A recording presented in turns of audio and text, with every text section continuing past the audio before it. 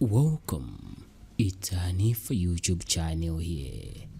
Patangotha mawola ochepa chabe kutsatira kuyimitsidwa pa ntchito kwa mkulu wa nthambi ya Anti-Corruption Bureau ACB Martha Chizuma akazembe amayiko akunja omwe mayiko awo amathandiza kwambiri dziko lino pa chuma anachita mkumano wadzidzidzi kamba ka nkhaniyi.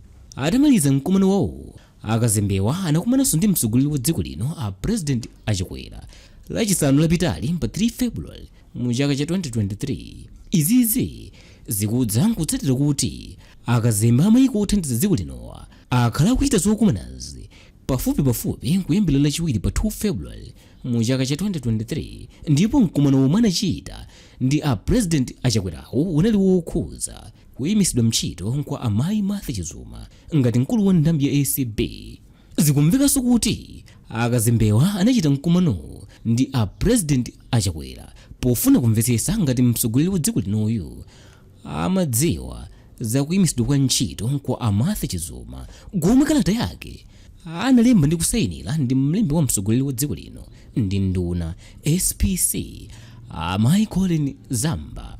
Malipoti omwe akuchokera ku ofesi ya akazembewa akunena kuti ndikusimikizadi kuti mkumanowu unachitika, ndipo mkulu wina yemwe amagwira ntchito mu imodzi mwa maofesi a akazembewa anati mkumanowu unachitika kuyambira nthawi ya 10 koloko mmamawa kufikira 1 koloko masana asikuli.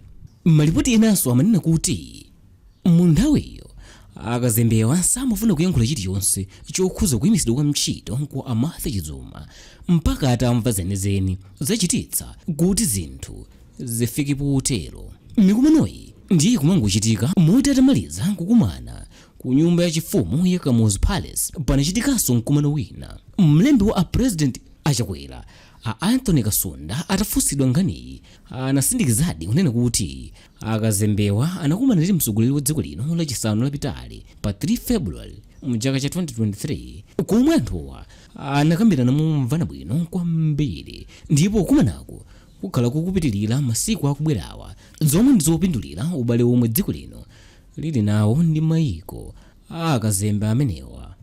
Martha Chizuma atamangidwa pa 6 December mu chaka cha 2022, kazembe wa mdziko la United States of America kunoko ku Malawi bambo David Young anakhumudwa kwambiri, ndipo anapempha kuti aliyense amene akukhuzidwa ndi kumangidwa kwa Martha Chizumako akuyenera kupezeka ndi kulangidwa moyenera motsata malamulo.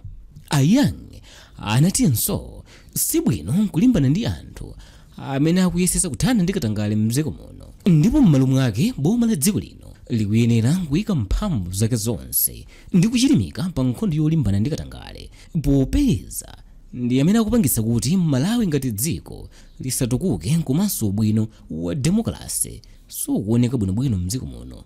Ofesi ya kazembe wa mdziko la United States linatulutsanso chikalata chomwe chinadzudzula njira yomwe Martha Chizuma anamangidwira m'mbuyomo, ndipo inakumbutsa dziko lino kunena kuti boma lake limawatenga Martha Chizuma ngati wotsogolera kuthana ndi katangale mdziko muno.